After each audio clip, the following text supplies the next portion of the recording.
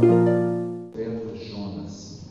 Essa mensagem foi pregada pela primeira vez, fiz questão até de 27 de fevereiro de 1983. Acho que tinha um monte de gente aqui que nem tinha nascido ainda. Vamos falar sobre Jonas, um pregador ressentido. Mantenham suas Bíblias abertas no livro de Jonas e vejam o seguinte: Jonas em hebraico é Iona e em grego não temos ainda capítulo, nós vamos ler versículo à medida que a mensagem for seguindo. Iona em grego fica Iohannes, que depois virou João. Então Jonas e João são a mesma palavra. O profeta Jonas muitas vezes tem sido ridicularizado por causa principalmente do episódio dele ter sido engolido por um peixe.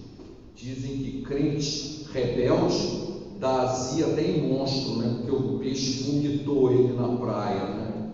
Algumas pessoas disseram que era mais fácil acreditar que ele comeu um grande peixe do que o grande peixe ter comido ele, né?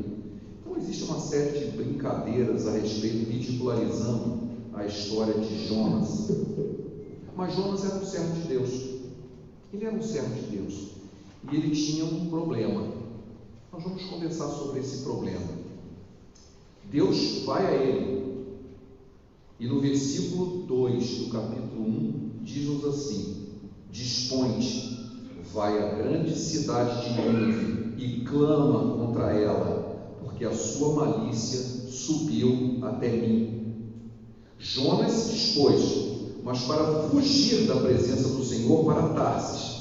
Tendo descido a Jope, achou um navio que ia para Tarsis, pagou por sua passagem e embarcou nele para ir com eles para Tarsis, para longe da presença do Senhor. Aqui já há algumas coisas que nós precisamos comentar sobre isso. Primeiro, Deus falou diretamente com ele, deu uma ordem: vai para a cidade de Nínive e prega que o seu pecado está tão grande que subiu até mim. A minha ira vai ser derramada em função disso. Aí algumas pessoas podem imaginar o seguinte: então aí o Jobe pegou um navio e em vez de virar para a direita, ele virou para a esquerda. Não foi nada disso. Nínive ficava em terra firme no caminho que ele estava. Ele estava perto de Jerusalém. O caminho até Nínive era por terra, não era por mar. O fato dele ter ido a Jope, ele já estava indo na direção contrária. Jope era a direção oposta a Nínive. Jope é onde fica Tel Aviv hoje, né? É onde se chama Iafa. Onde você vê Iafa é Jope e fica fronteira a Tel Aviv. É uma cidade litorânea. Quando ele desceu de Jerusalém para Jope, ele já estava indo no caminho contrário. O fato de ele ter pego um barco, a essas alturas, não fazia diferença, ele já estava no sentido contrário. Nínive ficava para um lado, para leste, ele foi para o oeste. E ele tomou um barco para Tarsis. Tarsis é uma cidade que não se sabe exatamente ao certo onde fica, mas supõe-se que era na costa da África, norte da África, onde ficaria um império, que depois até se opôs ao Império Romano, ficaria os cartagineses, uma cidade famosa chamada Cartago. Tarsis estaria naquela região daquele império de lá, ninguém sabe ao certo. Mas o fato é que ele tomou um barco, contrariando a orientação de Deus. Ele estava indo na direção contrária. E a gente vai entender por que ao longo dessa mensagem. Ele tinha uma missão muito clara que Deus havia dado para ele, e ele voluntariamente tomou o caminho contrário. Então o que aconteceu? Os planos de Deus não podem ser interrompidos, nem mesmo pela nossa vontade. Quando Deus tem um plano, eu vou executar um plano, eu vou escolher alguém, e esse alguém não quer fazer. Às vezes a gente pode decidir isso. Moisés, quando Deus apareceu para ele, ele disse: eu tenho um plano para você. Assim, eu não. Se você vai, eu se não vou, vai. E ele foi. Então às vezes a gente realmente dá uma falha assim. Será? No caso do Jonas, ele fez pior. Ele tomou uma atitude assim: eu não vou, eu vou no sentido contrário. O que Deus fez? Mandou uma tempestade no barco. as pessoas começaram a clamar cada um do seu Deus, está descrito no capítulo 1, não vou ler, e aí descobriram que era por causa do Jonas. Ele mesmo confessou: eu sou servo do Deus Altíssimo, e eu estou indo contra a vontade do meu Deus, que mandou fazer um negócio, eu vou fazer o contrário. Mas, poxa vida, como é que você faz um negócio desse? Qual é a solução para isso? Se livra de mim. Jogaram ele no mar. Ele foi engolido por um grande peixe, não necessariamente por uma baleia. Na verdade, não existe baleias naquela região lá, mas disse um grande peixe, não sabemos qual. Algumas pessoas acham de que isso é uma fábula, que não é verdade. Mas Jesus citou o profeta Jonas 7 vezes no Novo Testamento. No Novo Testamento, Jesus cita o nome de Jonas 7 vezes, dos quais 4 ele menciona o episódio do peixe, dizendo que aquilo era uma comparação do que estava para acontecer com ele quando ele fosse morto, que ele ficaria 3 dias na terra, assim como Jonas. E ele diz que aquilo que aconteceu com Jonas era um sinal. A palavra sinal, que é muito usada no Evangelho de João, que não é o João Jonas, né? Esse é o João Apóstolo, ele usa a palavra semeion em grego, que significa sinal. Sinal é mais do que um milagre, mais do que um efeito sobrenatural, mas algo tem um significado maior. É um milagre, alguém fica curado, isso é um milagre, mas se aquela cura tem um significado maior do que a cura em si, ela passa a ser um sinal. Jesus disse que o que aconteceu com Jonas não foi só uma ação divina para resolver um problema momentâneo, mas que aquilo era um sinal. Assim como Jonas ficou 3 dias dentro do peixe, eu vou ficar 3 dias na terra e depois vou ser ressuscitado. Só que Jonas não foi ressuscitado, ele foi vomitado.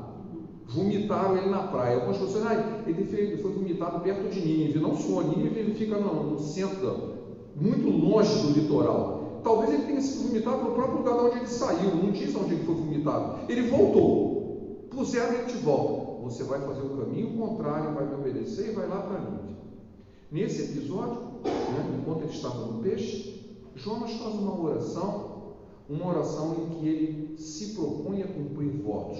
Pede desculpa, porque ele sabia que estava indo contra a vontade de Deus, e ele diz assim: eu vou pagar todos os meus votos.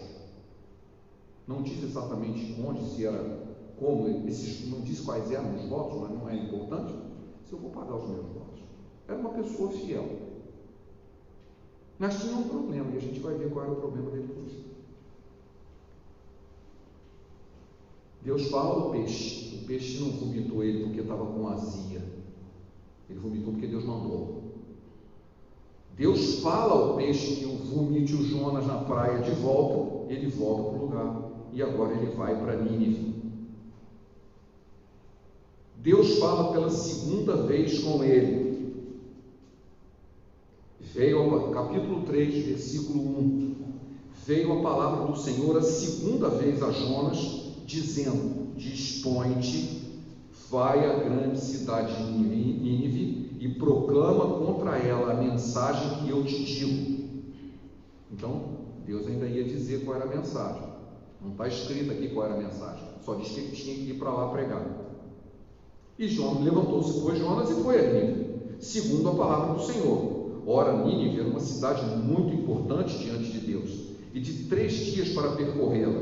Começou Jonas a percorrer o caminho de um dia, e pregava e dizia: ainda 40 dias, e Nínive será subvertida. Isso é uma parte da mensagem.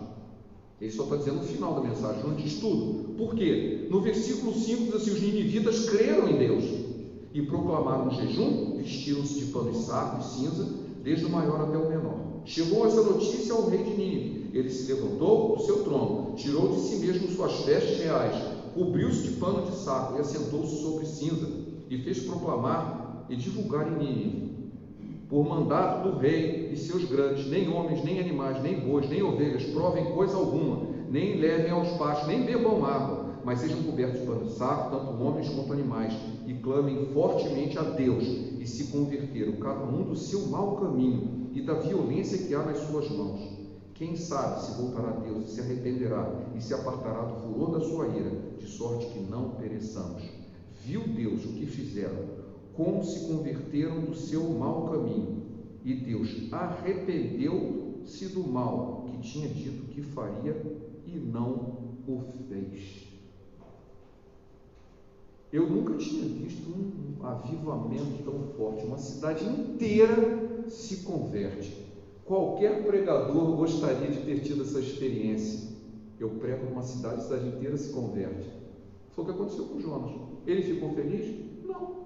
A gente vai ver que ele ficou decepcionado, ele ficou emburrado pelo que aconteceu. Mas há alguns comentários importantes que a gente acabou de ler aqui.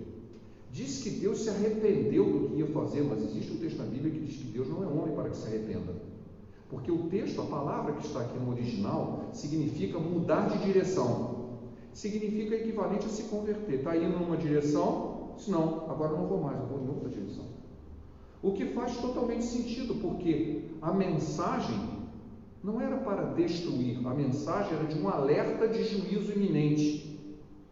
Um alerta de juízo iminente. E diz o texto, o povo acreditou.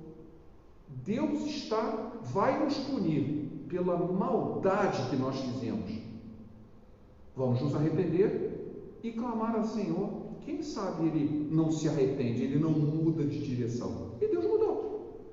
Vocês se arrependeram, o povo se arrependeu, reconheceu os seus pecados, clamou a Deus e pediu pela sua misericórdia.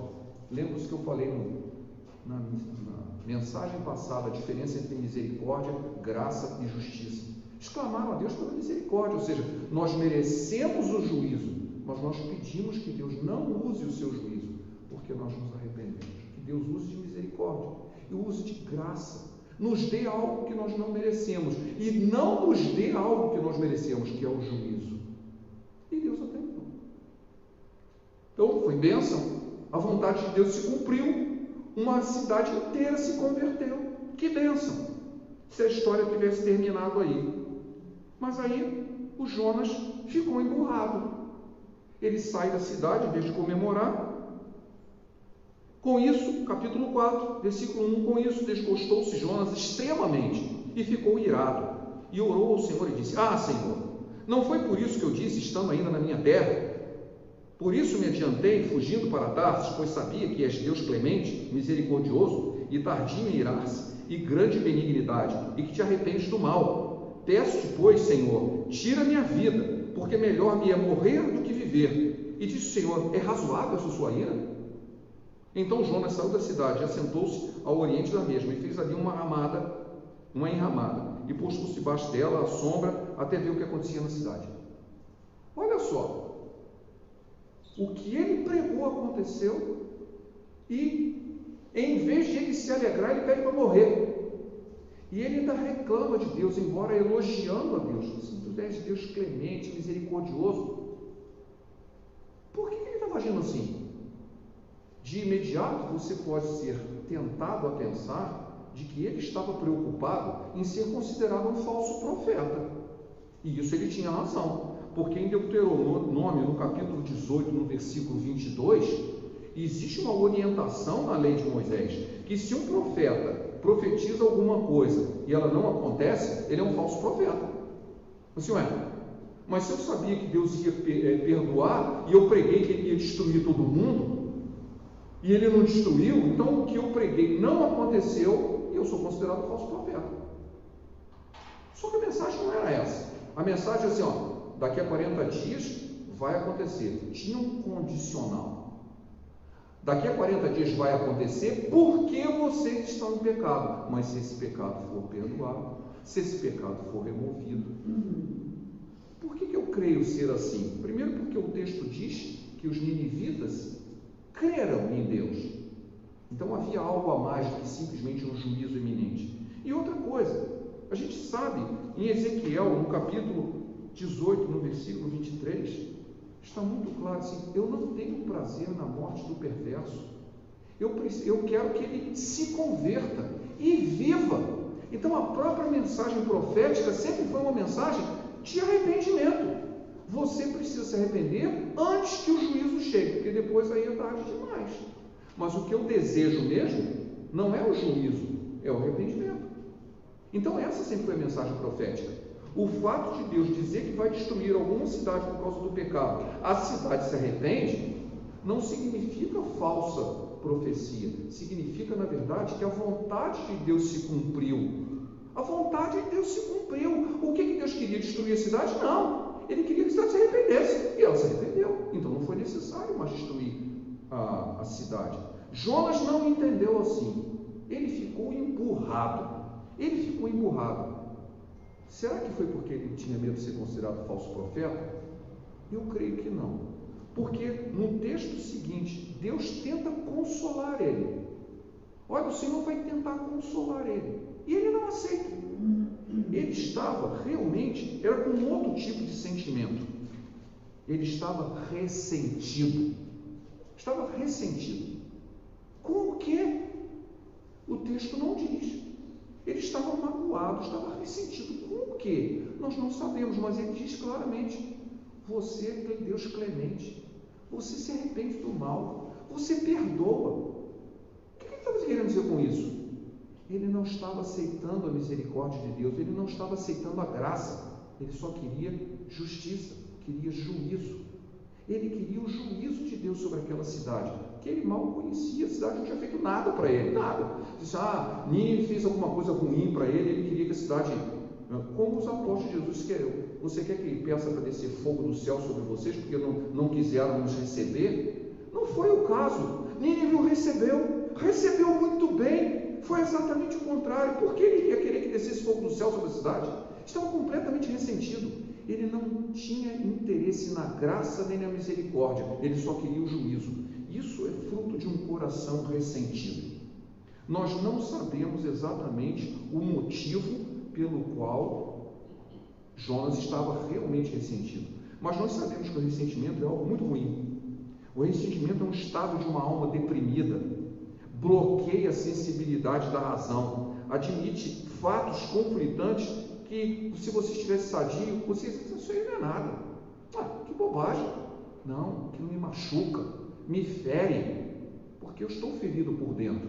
Talvez não tenha sido ninguém que tenha ferido.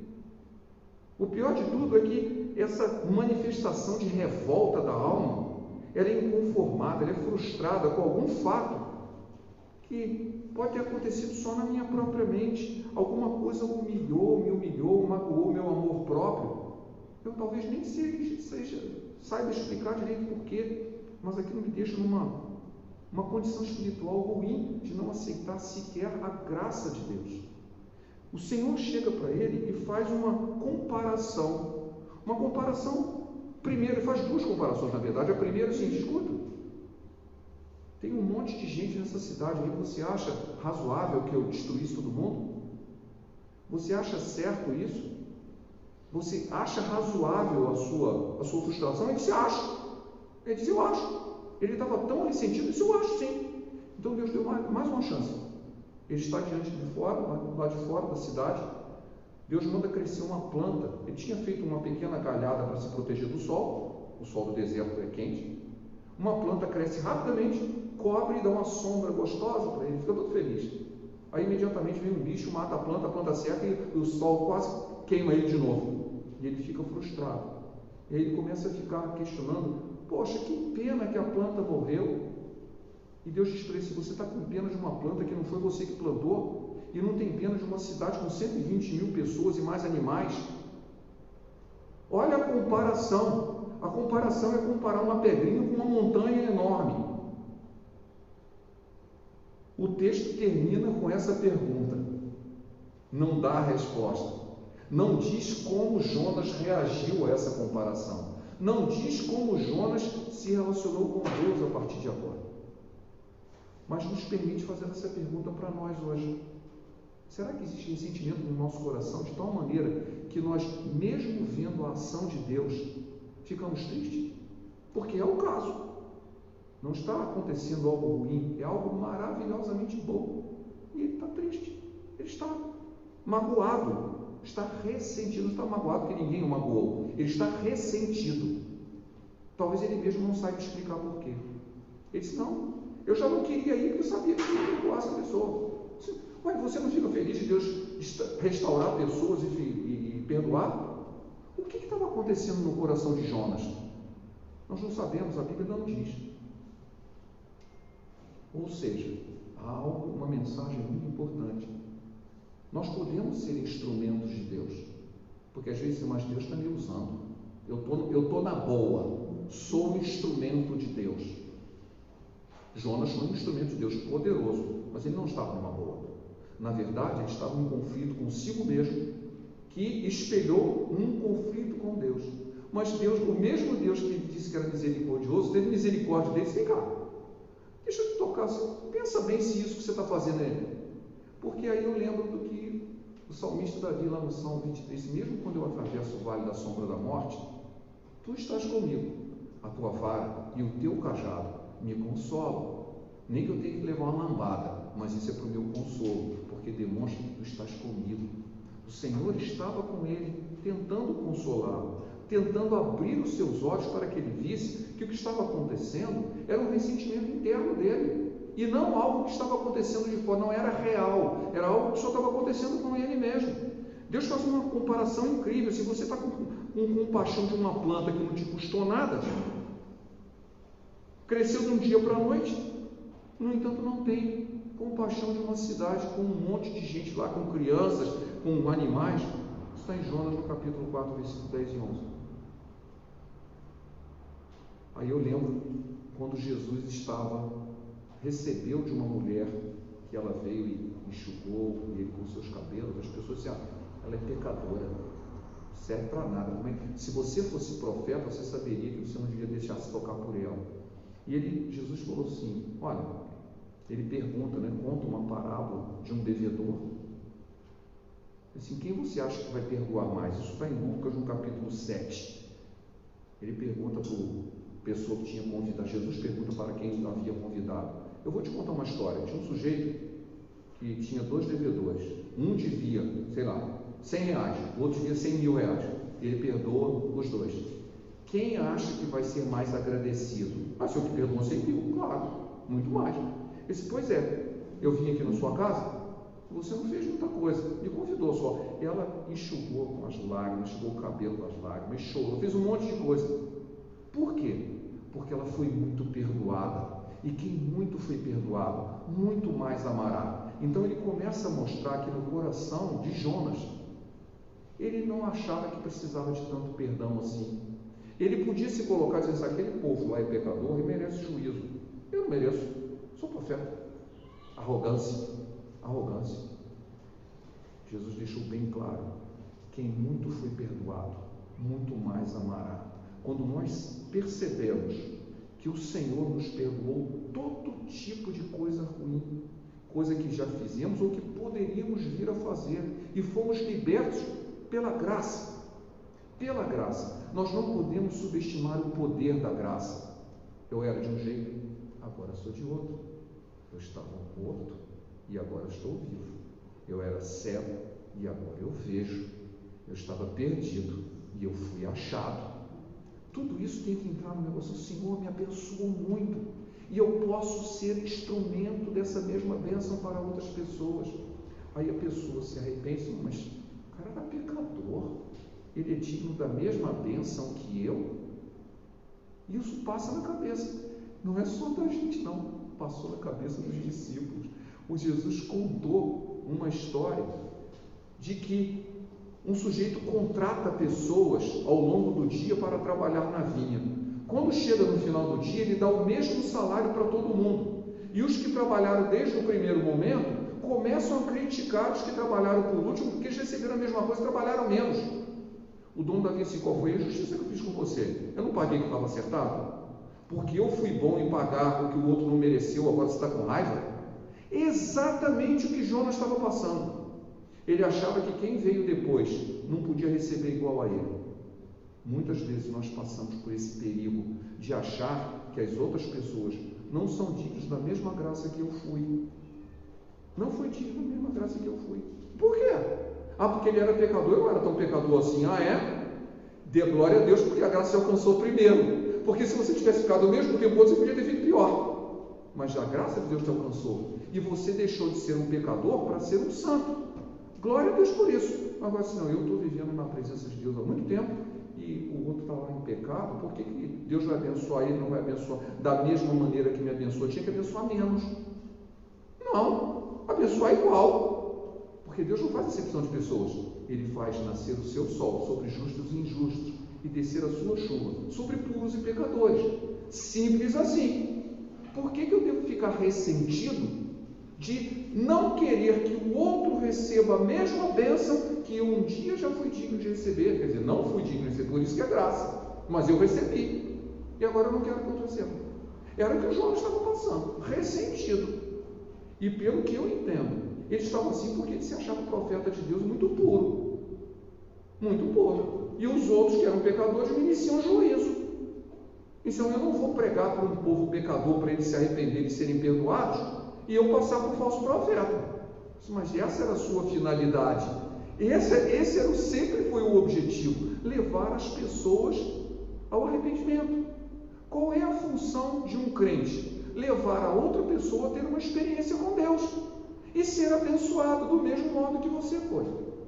Nós precisamos, meus irmãos, deixar esse lixo da alma, que é o ressentimento, que é composto por amarguras acumuladas, emoções distorcidas, raciocínios equivocados, conclusões apressadas, sentimento de culpa, complexo de inferioridade, desejos inconfessos. Eu vi essa definição na internet, achei sensacional. O que é o ressentimento? É o lixo da alma, composto de amarguras acumuladas, emoções distorcidas, raciocínios equivocados, conclusões apressadas, sentimento de culpa, complexo de inferioridade, desejos inconfessos.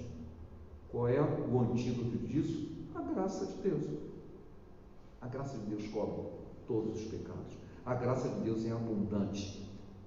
A misericórdia do Senhor não tem fim, se renovam a cada manhã, amém? Nesse texto que eu li, que eu gostei muito, tirar da internet, a melhor jeito que nós devemos viver da seguinte maneira, e eu quero encerrar a mensagem com esse texto: olhemos para dentro de nós com contrição, olhemos ao nosso redor com compaixão, olhemos para trás com gratidão, olhemos para frente com esperança, olhemos para cima com louvor. Achei sensacional. Não podia ser melhor de terminar a mensagem assim. Vou repetir: olhemos para dentro de nós com contrição, olhemos ao nosso redor com compaixão, olhemos para trás com gratidão, olhemos para frente com esperança, olhemos para cima com louvor. Que o Senhor a todos nos abençoe, amém? Vamos orar. Pai, obrigado porque a Tua palavra ela nos inspira, ela nos orienta, ela nos fortalece, ela nos alerta, ela nos consola. Te louvamos pela palavra que lemos, pela meditação que fizemos, que o Teu Espírito complete aquilo que não foi dito, a necessidade de cada coração, e que saímos daqui edificados pela Tua presença. É o que te pedimos em nome de Jesus. Amém.